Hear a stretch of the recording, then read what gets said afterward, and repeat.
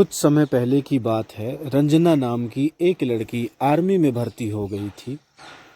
उसके बारे में बहुत सारी बहादुरी की कहानियां हैं। उसमें से एक कहानी मैं आपको सुनाता हूँ। उसकी बहादुरी के किस्से दूर दूर तक फैले हुए थे।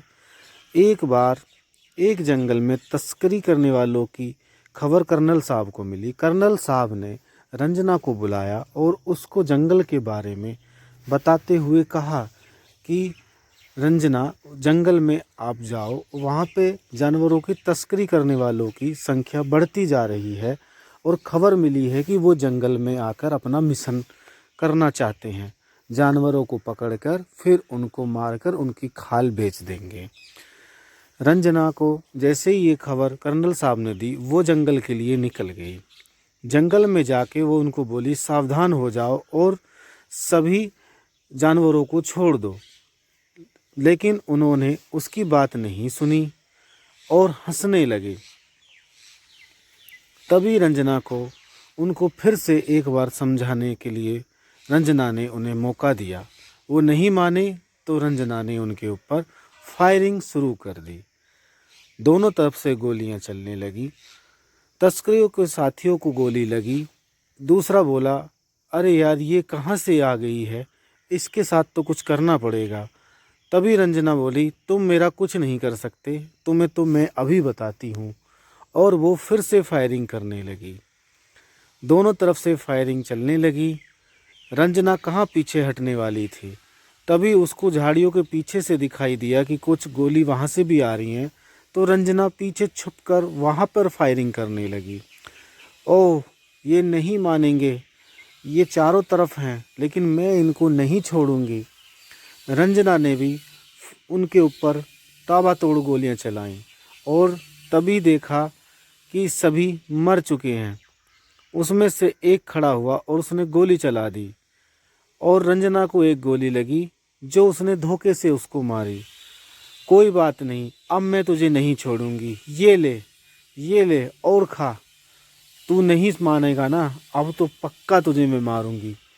और रंजना ने उसको मार दिया। रात हो गई, लेकिन अब रंजना को भूख और प्यास दोनों लग रही थी और वो जख्मी पड़ी हुई थी।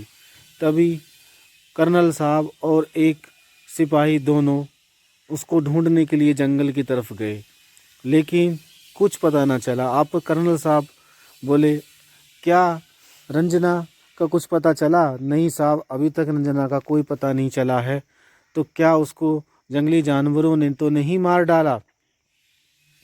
पता नहीं साहब, अब हम जाकर साहब को क्या बताएंगे, लेकिन अब कर भी क्या सकते हैं। और वो फिर वापस अपनी यूनिट निकल गए। कर्नल साहब को बताया, साहब हमने रंजना को ढूंढा लेकिन उसके बारे में कोई जानकारी नहीं मिली और हम वहाँ से वापस आ गए। अरे, वो बहुत बहादुर थी, उसको पक्का ढूंढना है, ऐसा कैसे हो सकता है।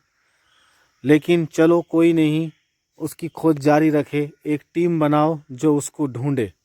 ठीक है साहब, हम एक टीम बनाते हैं जिसमें स्पेशल कमांडो को तैनात करेंगे और अभी हम जंगल के लिए निकलते हैं। एक टीम बन गई और सभी निकल गए। कर्नल साहब भी साथ में लीड करने के लिए गए। अब वो सब जा रहे थे, तभी उनको ऐसा लगा कि जंगल में कोई है जो अभी भी जंगली जानवरों की तस्करी कर रहे हैं। कर्नल साहब सबको समझा ही रहे थे, तो सामने देखा कि कोई है, तो उन्होंने अपनी अपनी गन निकाल कर मोर्चा संभाल लिया और वो सोचने लगे कि अब आगे बढ़ते हैं और जैसे ही कोई दिखाई देगा तो गोलियां चलाएंगे। तभी उनको दिखाई देते हैं तस्कर और वो उनको बोलते हैं कि इसको छोड़ दो, लेकिन वो नहीं मानते हैं और आपस में दोनों बात कर रहे होते हैं कि यार ये फिर से आ गए, अब इनका भी कुछ करना पड़ेगा। और गोलियां दोनों तरफ से चलने लगीं। तभी कर्नल साहब के एक बाजू में किसी ने गोली मारी और कर्नल साहब बेहोश हो गए। फिर उन्होंने कर्नल साहब को पहाड़ियों से नीचे फेंका तो एक भूत ने उनको कैच कर लिया। और ये भूत कोई और नहीं, ये आगे आपको पता चलेगा कि ये तो वही बहादुर लड़की है जिसका नाम रंजना था। रंजना किसी भी पुलिस वाले को दुख और तकलीफ़ में देखकर सहन नहीं कर पाती थी। वो कर्नल साहब को एक पेड़ के नीचे ला के रख दी और वहाँ पर उनका होश में आने का इंतज़ार करने लगी।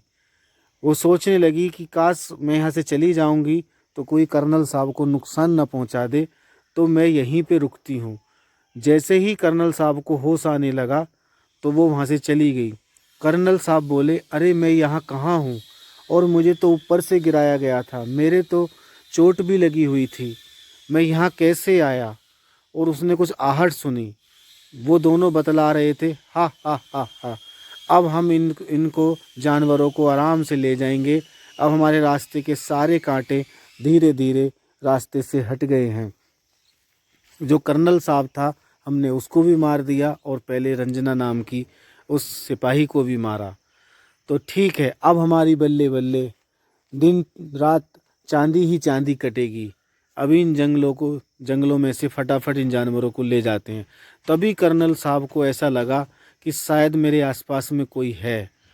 कर्नल साहब उसी की तरफ बढ़ने लगे और फिर कर्नल साहब ने उनको जाते हुए देखा।